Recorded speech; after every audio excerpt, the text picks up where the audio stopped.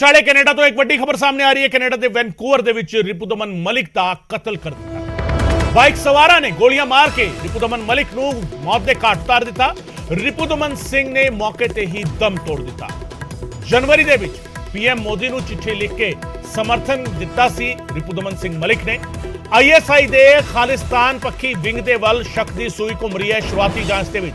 ਹਾਲਾਂਕਿ ਮਲਿਕ ਵੀ ਪਹਿਲਾਂ 20 ਸਾਲ ਪਹਿਲਾਂ ਜਿਹੜਾ ਹੈਗਾ ਖਾਲਿਸਤਾਨੀ ਸਰਗਰਮੀਆਂ ਵਿੱਚ ਸ਼ਾਮਲ ਸਨ, ਪਰ ਹੁਣ ਉਹਨਾਂ ਦਾ ਝੁਕਾਅ ਜਿਹੜਾ ਸੀਗਾ ਭਾਰਤ ਪ੍ਰਤੀ ਵੱਧ ਗਿਆ ਸੀ। ਬਕਾਇਦਾ ਕਈ ਸਾਰੇ ਕੰਮ ਅਜਿਹੇ ਕਰ ਰਹੇ ਸੀਗੇ, ਸਕੂਲ ਚੇਨ ਜਿਹੜੀ ਹੈਗੀ ਉਹ ਚਲਾ ਰਹੇ ਸੀਗੇ, ਵਿਦਿਅਕ ਅਦਾਰੇ ਖੋਲਣ ਦੇ ਵੱਲ ਉਹਨਾਂ ਦਾ ਧਿਆਨ ਸੀ। ਜੇ ਪੀਐਮ ਮੋਦੀ ਨੂੰ ਚਿੱਠੀ ਲਿਖ ਕੇ ਸਮਰਥਨ ਵੀ ਕੀਤਾ ਸੀ ਰਿਪੁਦਮਨ ਸਿੰਘ ਮਲਿਕ ਨੇ। ਰਿਪੁਦਮਨ ਸਿੰਘ ਮਲਿਕ ਨੂੰ ਗੋਲੀਆਂ ਮਾਰ ਕੇ ਕਤਲ ਕਰ ਦਿੱਤਾ ਗਿਆ ਕੈਨੇਡਾ ਦੇ ਵਿੱਚ। ਵੈਨਕੂਵਰ ਦੇ ਵਿੱਚ ਕਤਲ ਦੀ ਵਾਰਦਾਤ ਵਾਪਰੀ ਹੈ, ਜਿੱਥੇ ਰਿਪੁਦਮਨ ਸਿੰਘ ਮਲਿਕ ਤੇ ਬਾਈਕ ਸਵਾਰਾਂ ਨੇ ਗੋਲੀਆਂ ਵਰਾਈਆਂ ਤੇ ਉਹਨਾਂ ਨੂੰ ਮੌਤ ਦੇ ਘਾਟ ਉਤਾਰ ਦਿੱਤਾ। ਤੇ ਤੁਹਾਨੂੰ ਇਹ ਵੀ ਦੱਸਦੇ ਹਾਂ ਕਿ ਰਿਪੁਦਮਨ ਸਿੰਘ ਮਲਿਕ ਆਖਿਰ ਸੀਗੇ ਕੌਣ। ਆਪਣੇ ਅਦਾਰੇ ਨੂੰ ਇੰਡੀਆ ਦੇ ਖਿਲਾਫ ਵਰਤਣ ਤੋਂ ਉਹਨਾਂ ਨੇ ਰੋਕਿਆ ਸੀ। ਇੱਕ ਟਾਕ ਸ਼ੋਅ ਦੇ ਵਿੱਚ ਭਾਰਤ ਵਿਰੋਧੀ ਤਾਕਤਾਂ ਨੂੰ ਬੇਨਕਾਬ ਕੀਤਾ ਸੀ, ਪਾਕਿਸਤਾਨ ਦੇ ਲਈ ਕੰਮ ਕਰਦੇ ਏਜੰਟਾਂ ਨੂੰ ਬੇਨਕਾਬ ਕੀਤਾ ਤੇ ਚਿੱਠੀ ਲਿਖ ਕੇ ਪ੍ਰਧਾਨ ਮੰਤਰੀ ਨਰਿੰਦਰ ਮੋਦੀ ਦੀ ਤਾਰੀਫ ਕੀਤੀ ਸੀ। ਸ਼ੱਕ ਦੀ ਸੂਈ ਘੁੰਮ ਰਹੀ ਹੈ ਕਿ ਕੀ ਆਈਐਸਆਈ ਨੇ ਕਤਲ ਕੀਤਾ ਰਿਪੁਦਮਨ ਸਿੰਘ ਮਲਿਕ ਦਾ। ਸਵਾਲ ਇਸ ਗੱਲ ਨੂੰ ਲੈ ਕੇ ਉੱਠ ਰਹੇ ਨੇ। ਰਿਪੁਦਮਨ ਸਿੰਘ ਮਲਿਕ, ਜਿਨ੍ਹਾਂ ਦਾ ਨਾਂ 1985 ਦੇ 에ਅਰ ਇੰਡੀਆ ਬੰਬਿੰਗ ਮਾਮਲੇ ਦੇ ਵਿੱਚ ਵੀ ਆਇਆ ਸੀਗਾ, ਪਰ ਉਹ ਇਸ ਵਿੱਚ ਬਰੀ ਹੋ ਗਏ ਸੀ। ਉਸ ਤੋਂ ਬਾਅਦ ਜਿਹੜਾ ਹੈਗਾ ਉਹਨਾਂ ਨੇ ਐਜੂਕੇਸ਼ਨਲ ਇੰਸਟੀਚਿਊਟਸ ਨੂੰ ਵਧਾਵਾ ਦੇਣ ਦੇ ਲਈ, ਹੁੰਗਾਰਾ ਦੇਣ ਦੇ ਲਈ ਜਿਹੜਾ ਹੈਗਾ ਕੋਸ਼ਿਸ਼ਾਂ ਕੀਤੀਆਂ। ਐਜੂਕੇਸ਼ਨਲ ਇੰਸਟੀਚਿਊਟ ਜਿਹੜੇ ਸੀਗੇ ਉਹ ਸ਼ੁਰੂਆਤ ਕੀਤੀ ਉਹਨਾਂ ਦੀ, ਵਿਦਿਅਕ ਅਦਾਰੇ ਕਈ ਸਾਰੇ ਖੋਲੇ ਤੇ ਆਪਣੇ ਅਦਾਰੇ ਨੂੰ ਹੁਣ ਉਹ ਇੰਡੀਆ ਦੇ ਖਿਲਾਫ ਵਰਤਣ ਤੋਂ ਰੋਕ ਰਹੇ ਸੀਗੇ। ਇੱਕ ਟਾਕ ਸ਼ੋਅ ਦੇ ਵਿੱਚ ਉਹਨਾਂ ਭਾਰਤ ਵਿਰੋਧੀ ਤਾਕਤਾਂ ਨੂੰ ਬੇਨਕਾਬ ਕੀਤਾ ਸੀ। 1985 ਦੇ ਵਿੱਚ 에ਅਰ ਇੰਡੀਆ ਦੇ ਬਲਾਸਟ ਦੇ ਮਾਮਲੇ ਦੇ ਵਿੱਚ ਉਹ ਨਾਮਜ਼ਦ ਸੀਗੇ। ਇਸ ਬਲਾਸਟ ਦੇ ਵਿੱਚ 331 ਲੋਕਾਂ ਦੀ ਮੌਤ ਹੋ ਗਈ ਸੀ। ਰਿਪੁਦਮਨ ਸਿੰਘ ਨੂੰ 20 ਸਾਲ ਜੇਲ੍ਹ ਦੇ ਵਿੱਚ ਰੱਖਿਆ ਗਿਆ ਤੇ ਸਬੂਤ ਨਾ ਹੋਣ ਤੇ 2005 ਦੇ ਵਿੱਚ ਉਹਨਾਂ ਨੂੰ ਬਰੀ ਕਰ ਦਿੱਤਾ ਗਿਆ ਸੀ। 1985 ਦਾ 에ਅਰ ਇੰਡੀਆ ਬਲਾਸਟ ਮਾਮਲਾ ਜਿਹੜਾ ਸੀਗਾ, ਕਨਿਸ਼ਕ ਬਲਾਸਟ ਜਿਸ ਨੂੰ ਕਿਹਾ ਜਾਂਦਾ ਹੈ, ਉਸ ਮਾਮਲੇ ਦੇ ਵਿੱਚ ਜਿਹੜਾ ਹੈਗਾ ਰਿਪੁਦਮਨ ਸਿੰਘ ਮਲਿਕ ਦਾ ਨਾਂ ਸੀ, ਨਾਮਜ਼ਦ ਸੀ। 20 ਸਾਲ ਜੇਲ੍ਹ ਦੇ ਵਿੱਚ ਰਹੇ, ਸਬੂਤ ਨਾ ਹੋਣ ਤੇ 2005 ਦੇ ਵਿੱਚ ਬਰੀ ਕਰ ਦਿੱਤਾ ਗਿਆ ਸੀ ਉਹਨਾਂ ਨੂੰ। ਰਿਪੁਦਮਨ ਸਿੰਘ ਮਲਿਕ ਦਾ ਜਿਸ ਤਰੀਕੇ ਕਤਲ ਕੀਤਾ ਗਿਆ, ਕਈ ਸਾਰੇ ਸਵਾਲ ਖੜੇ ਹੋ ਰਹੇ ਨੇ। ਸ਼ੈਲੇਂਦਰ ਵਾਂਗੂ ਸਾਡੇ ਸਹਿਯੋਗੀ ਦਿੱਲੀ ਤੋਂ ਸਾਡੇ ਨਾਲ फोन लाइन से जुड़ रहे हैं। शैलेंद्र, आईएसआई की तरफ शक की सुई घूम रही है। देखिए, जिस तरह से ये कत्ल किया गया है, मर्डर किया गया है वैंकूवर में, उसके बाद कई सवाल खड़े हो रहे हैं, इल्जाम लगाए जा रहे हैं। हालांकि अभी तक इस मामले में कोई गिरफ्तारी नहीं हुई है।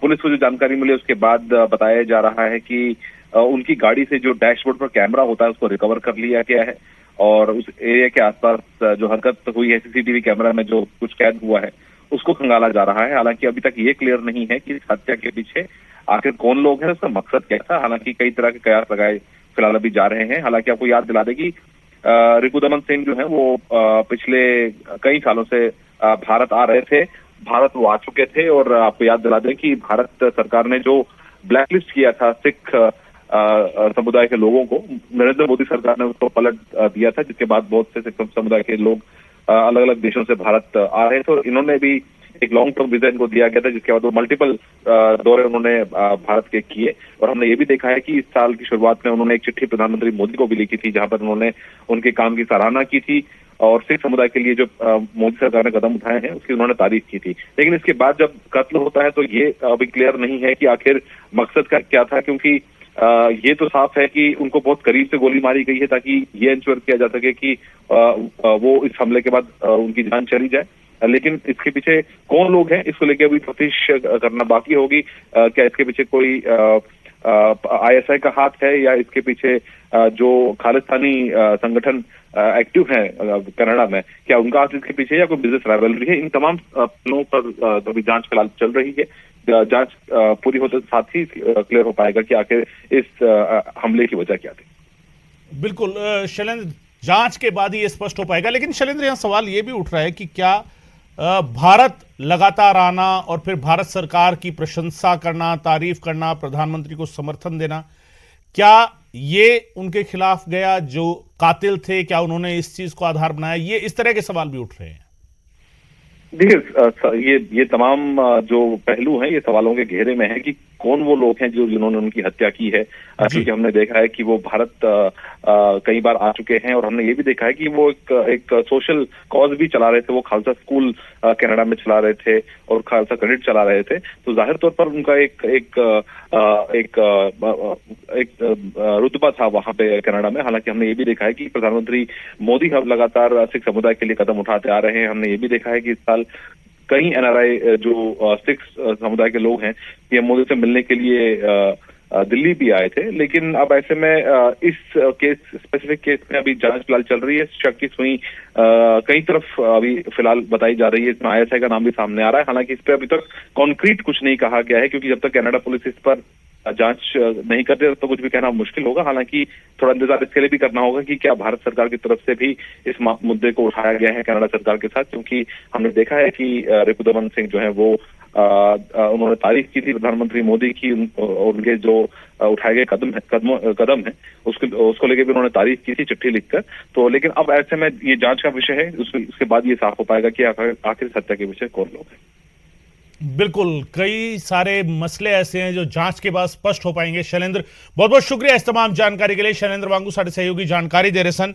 ते इस सब दे विचाले ਤੁਹਾਨੂੰ ਇਹ ਵੀ ਦੱਸਦੀ ਹੈ ਕਿ ਕਈ ਸਾਰੇ ਤੱਥ ਜਿਹੜੇ ਹੈਗੇ ਐਕਸਕਲੂਸਿਵਲੀ ਜਿਹੜਾ ਹੈਗਾ ਸਾਹਮਣੇ ਆ ਰਹੇ ਨੇ। ਨਿਊਜ਼ 18 ਦੇ ਕੋਲ ਜਿਹੜੇ ਤੱਥ ਸਾਹਮਣੇ ਆ ਰਹੇ ਨੇ ਉਹ ਆਪਣੇ ਆਪ ਵਿੱਚ ਕਈ ਸਾਰੇ ਤੱਥ ਅਹਿਮ ਨੇ ਇਸ ਪੂਰੇ ਮਸਲੇ ਨੂੰ ਲੈ ਕੇ। ਜਿਸ ਤਰੀਕੇ ਰਿਪੁਦਮਨ ਸਿੰਘ ਮਲਿਕ ਲਗਾਤਾਰ ਸਰਗਰਮ ਸੀਗੇ ਸਿੱਖਿਆ ਦੇ ਖੇਤਰ ਦੇ ਵਿੱਚ, ਔਰ ਜਿਸ ਤਰੀਕੇ ਉਹ ਹੁਣ ਇੱਕ ਨਵਾਂ ਪ੍ਰੋਜੈਕਟ ਜਿਹੜਾ ਹੈਗਾ ਉਹ ਸ਼ੁਰੂ ਕਰਨ ਵਾਲੇ ਸੀਗੇ। ਖਾਲਸਾ ਕਾਲਜ ਦਾ ਪ੍ਰੋਜੈਕਟ ਜਿਹੜਾ ਸੀਗਾ ਉਹ ਸ਼ੁਰੂ ਕਰਨ ਵਾਲੀ ਸੀ, ਔਰ ਇਸ ਦੇ ਲਈ ਬਕਾਇਦਾ ਅਕਾਲ ਤਖਤ ਸਾਹਿਬ ਦੇ ਜਥੇਦਾਰ ਨੂੰ ਵੀ ਉਹ ਸੱਦਾ ਦੇਣ ਵਾਲੇ ਸੀਗੇ। ਪਰ ਉਹਨਾਂ ਨੇ ਸਪਸ਼ਟ ਕਰ ਦਿੱਤਾ ਸੀ ਕਿ ਉਹਨਾਂ ਦੇ ਪਲੇਟਫਾਰਮ ਦਾ ਇਸਤੇਮਾਲ, ਯਾਨੀ ਉਹਨਾਂ ਦੀ ਆਰਗੇਨਾਈਜੇਸ਼ਨ ਦੇ ਪਲੇਟਫਾਰਮ ਦਾ ਇਸਤੇਮਾਲ ਭਾਰਤ ਵਿਰੋਧੀ ਤਕਰੀਰ ਦੇ ਲਈ ਨਹੀਂ ਕੀਤਾ ਜਾਵੇਗਾ। ਇਹ ਬੜਾ ਕਲੀਅਰ ਸੀਗਾ, ਔਰ ਇਹ ਕਿਤੇ ਨਾ ਕਿਤੇ ਉਸ ਤੋਂ ਬਾਅਦ ਉਹਨਾਂ ਦਾ ਵਿਰੋਧ ਜਿਹੜਾ ਹੈਗਾ ਇੱਕ ਤਰੀਕੇ ਦਾ ਉਹ ਹੋਇਆ, ਔਰ ਵਿਰੋਧ ਤੋਂ ਬਾਅਦ ਜਿਹੜਾ ਹੈਗਾ ਇਹ ਸਾਰਾ ਮਸਲਾ ਜਿਹੜਾ ਹੈਗਾ ਥੋੜਾ ਪੱਖਿਆ ਵੀ। ਪਰ ਇਸ ਸਭ ਦੇ ਵਿਚਾਲੇ ਸਵਾਲ ਹਜੇ ਵੀ ਬਰਕਰਾਰ ਹੈ ਕਿ ਕੀ ਆਈਐਸਆਈ ਨੇ ਰਿਪੁਦਮਨ ਸਿੰਘ ਮਲਿਕ ਦਾ ਕਤਲ ਕਰਾਇਆ? ਕੀ ਰਿਪੁਦਮਨ ਸਿੰਘ ਮਲਿਕ ਦੇ ਕਤਲ ਦੇ ਪਿੱਛੇ ਆਈਐਸਆਈ ਦਾ ਹੱਥ ਹੈ? ਸਵਾਲ ਇਸ ਗੱਲ ਨੂੰ ਲੈ ਕੇ ਵੀ ਹੈ। ਤੇ 17 ਜਨਵਰੀ ਨੂੰ ਰਿਪੁਦਮਨ ਸਿੰਘ ਮਲਿਕ ਨੇ ਇੱਕ ਚਿੱਠੀ ਲਿਖੀ ਸੀਗੀ, ਪ੍ਰਧਾਨ ਮੰਤਰੀ ਦੀ ਤਾਰੀਫ ਕੀਤੀ ਸੀਗੀ। ਸਿੱਖਾਂ ਦੇ ਜਿਹੜੀ ਮੁਸ਼ਕਿਲਾਂ ਨੇ ਉਹਨਾਂ ਨੂੰ ਘੱਟ ਕਰਨ ਦੇ ਲਈ ਜਿਹੜੇ ਕਦਮ ਚੁੱਕੇ ਗਏ ਨੇ ਕੇਂਦਰ ਸਰਕਾਰ ਦੇ ਵੱਲੋਂ, ਉਸ ਦੇ ਮੁਤਲਕ ਉਹਨਾਂ ਨੇ ਤਾਰੀਫ ਕੀਤੀ ਸੀ ਕੇਂਦਰ ਸਰਕਾਰ ਦੀ।